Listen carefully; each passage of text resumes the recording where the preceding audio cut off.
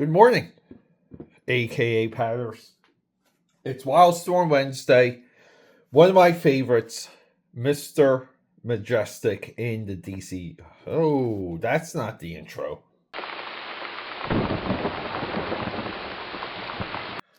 It's Superman for Wildstorm Wednesday, aka Patters.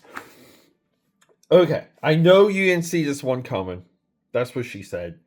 But we got to talk about this. Now, the larger observation is that this is a Superman issue from 2004, issue 201. It's of an era that is not spoken of.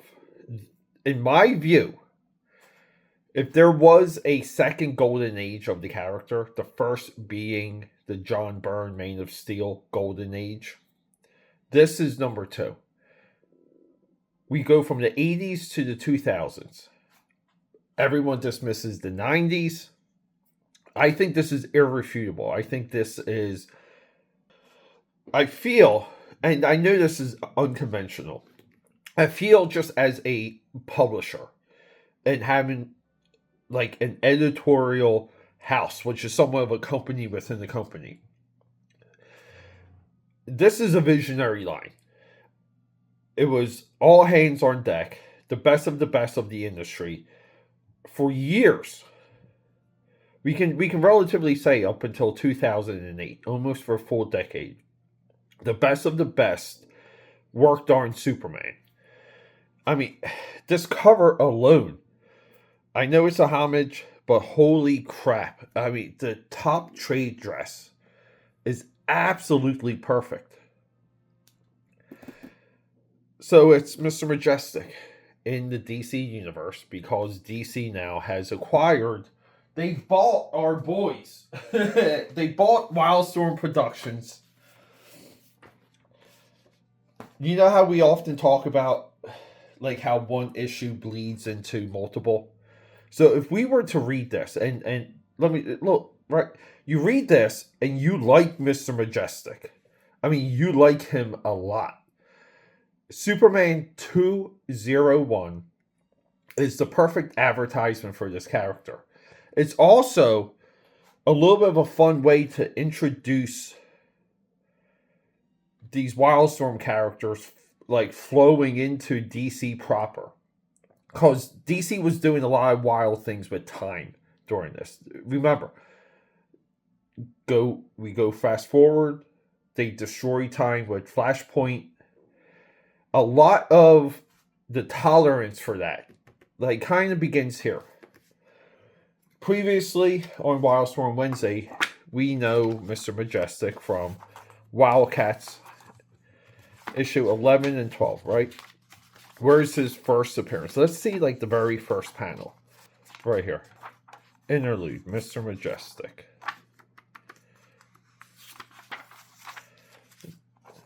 Get a little bit of an origin now. I don't think maybe he's not in the guts. I thought he flew in this issue, but we know he's in. Right? We know he's in issue 12 because he's on the cover with Savant.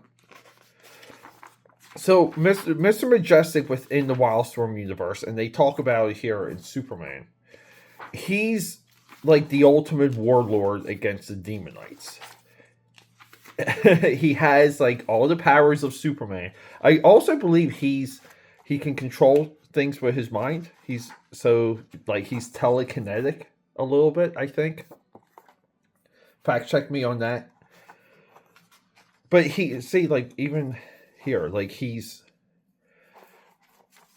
like Superman with psychic abilities, which is really cool.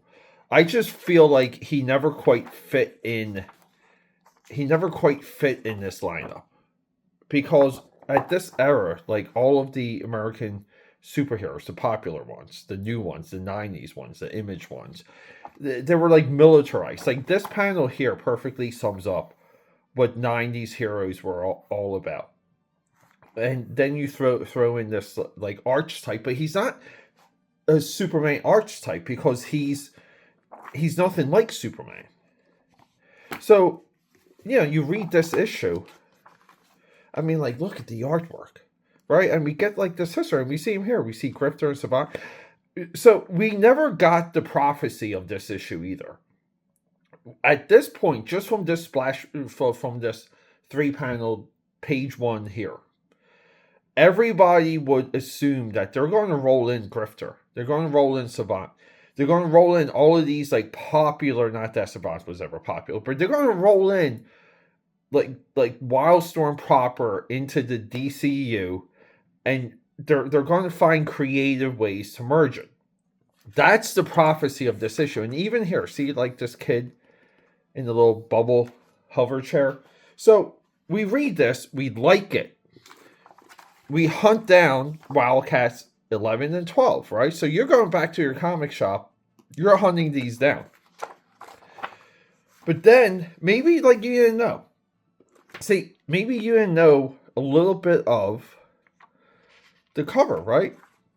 And what the interior is emulating. See, there was a little bit of a style lead at this point. Not a house style, but a style lead. And that person's, and again, like no one gives this kid credit for this. But Ed McGuinness drew Mr. Majestic, but he later, again, absolutely underrated crossover called Worlds Without End. He became a little bit of the style staple for Superman. I love that he drew both characters. This single issue alone is one of the best single issues of this entire era. I mean, the coloring is inspiring, beautiful. So Ed McGuinness, like he's basically pedal to the metal. So here's the wild thing: you within like let's just say like within the first couple pages, you're interested in this. So maybe you go back to the comic shop and you're like, hey, like, is there anything Mr. Majestic? And the guy comes by, he brings you to the back issue bins and goes, yeah, Mr. Majestic had a monthly. Here's issue 1. Here's the other wild thing. So Mr. Majestic he punches his way. This is what I mean. He's not Superman. He punches his way, essentially, fights his way out of the negative zone or the phantom zone. They're trying to imprison him. We may not know, and this is part 3, okay? Strange New Visitor. One of our requirements when we read comics is we pick up one issue and we can just read it. We don't need all the info. So you pick up and you read this and you get summed up of who Mr. Majestic was. Unstoppable warrior. And then we cut to the modern day. And we have that's Lois Lane right here, I think. I think that's Lois. Or that's right. He calls her Lois. This is Lois. And she's now reading it. Right? Like as if it's an article. Common Superman trope there. And you immediately see this guy like kind of doing the impossible. Like at this point in DC history, you haven't seen any characters fight their way out of the negative, the phantom zone, the negative zone. Like you just haven't. So Rampage is here, and she transforms. And here's the thing. See, Rampage, he just houses her, just knocks her right into the control panel. So Rampage lasts only like 3 panels. So like we see this dude. He is unstoppable. And at this point, because we kind of expect her to come back. She doesn't come back. But yeah, we go forward a couple pages. Like she's not back because he's in the air. So you might say to yourself, like, who's this Rampage? So right, because like they don't really give much of a background. So maybe you go back to the comic shop and you're like, hey, who's the Mohawk girl?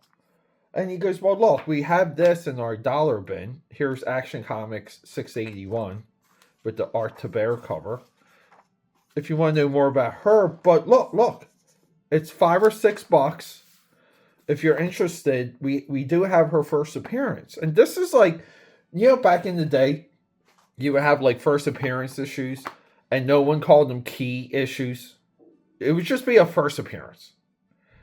There's a lot of first appearances in American comics. So this is an issue I've had with me. Not this particular copy, but I've read Superman 7 since I was like super young. For some reason, I ended up with this issue, and maybe we'll profile it here. But this gets into her origin right here. So it's a character created by John Byrne that's now fighting the WILDSTORM universe. I love how these things come together. So so you go to the comic shop now, and you're buying three separate runs, right? Like, again, one issue bleeds into so many. We have Steel here. So Steel develops this device that is going to stop this like time storm. I know. They do explain it. Here's something to understand. Our writers, Abnett and Lanning, these guys are legit. Their name on anything, pay attention to. They did great work for Legion of Superheroes with Legion Lost. They're the ones that gave us the modern day Guardians of the Galaxy, not James Gunn. And, right, I believe Abnett is a Warhammer author. Warhammer, guys, the greatest IP on planet Earth. I hate the term IP. So here, like, we have the Eradicator. Like, I don't know the full background with the Steel Girl. But the Steel Girl, like, she can increase her size. And he just, like, burns her. Look, and she just, like, falls. And it's like Superboy's got to chase her. So these people, like, they don't know what they're about to do. If they set this off, they're going to really destroy everything. And Mr. Majestic is, like, he plows even right through the Eradicator. The Eradicator tries to hold him up. And look at these hands, guys. Look at how nice these hands are drawn. Right here. Like, look at that one. Look at this one. I'd love that. Yeah. I just like a good hand. So, he beats up Eradicator, like, essentially, like, one punch and done. So, he stops this device from going off. And then, like, they're like, we are doomed. So, Lois, like, runs out to see the storm. And look, see? Like, this is, like, the end. You're reading this, and you're like, wow, are we in, like, an alternate Earth? Like, what's happening? But, quick thing. Let's just say you were into the Eradicator. So you go to the comic shop and you're like, hey, what do you got for Eradicator? Because this is the way comic shops used to be run. The guy knew. Record shops. The staff knew. You hired people that knew their stuff.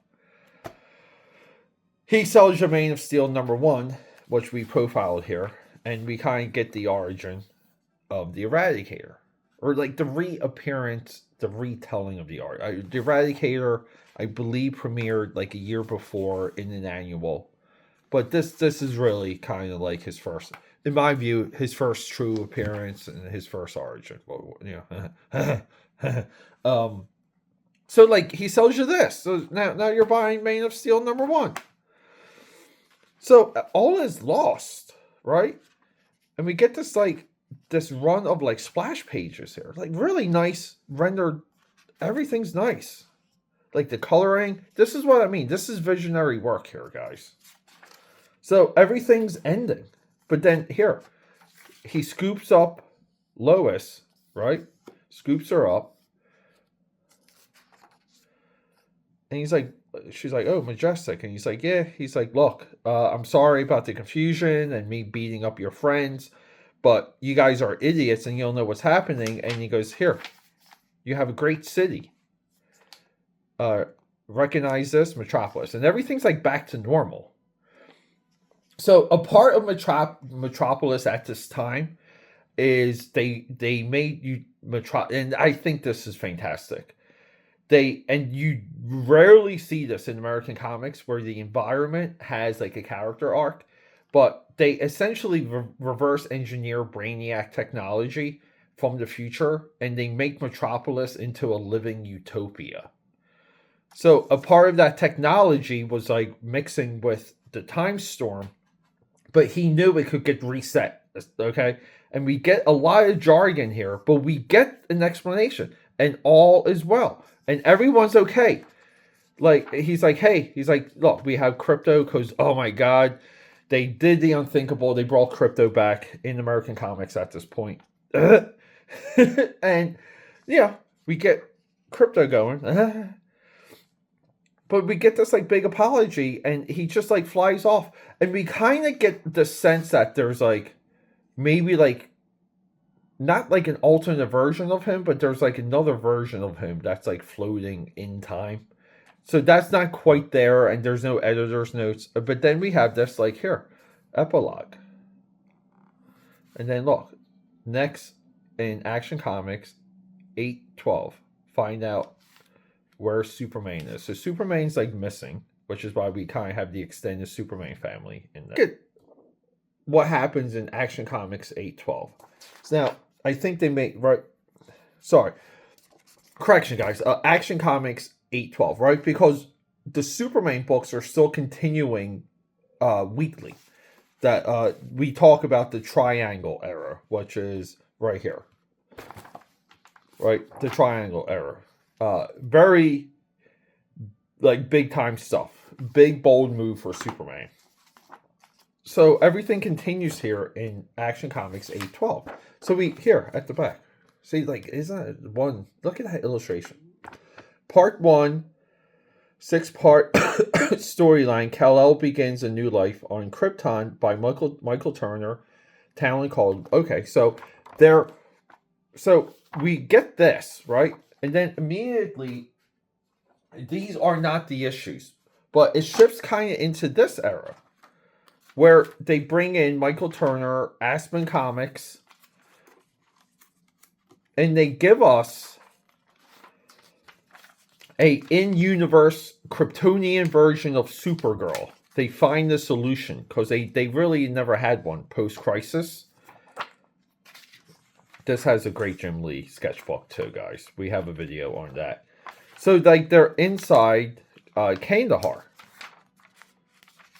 So, like, that's kind of where, like, you know, like, Superman is during all this. I mean, but look at the way that they, right? When I say visionary, guys, I mean it. And they're leaning towards Jim Lee taking over Superman too. So this era, like, just, it kind of just, like, kept going. And they're merging, like, the, even though, like, none of it ever stuck or lasted, it's such a fun way. It's a great read. You're reading the third part of a 3-issue time epic.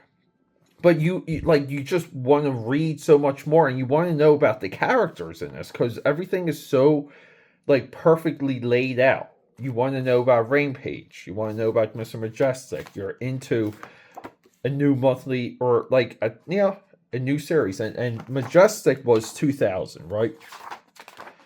Let's just make sure. No, yeah, I'm sorry. Correction, dude. Majestic was July 99. So again, like, all these years later, and the character really finally arrives and gets prominent. A little bit depressing, but guys, like, this is a little bit what we do on WILDSTORM Wednesday is, you know, we can chart, like, the true path of, like, some of these characters. And this is a good flow here. You get issues 11, 12, the Joe Casey monthly, and his, like, introduction into the DC universe. Guys, WILDSTORM Wednesday, subscribe, support, leave a comment, let me know you're out there. Rock and roll.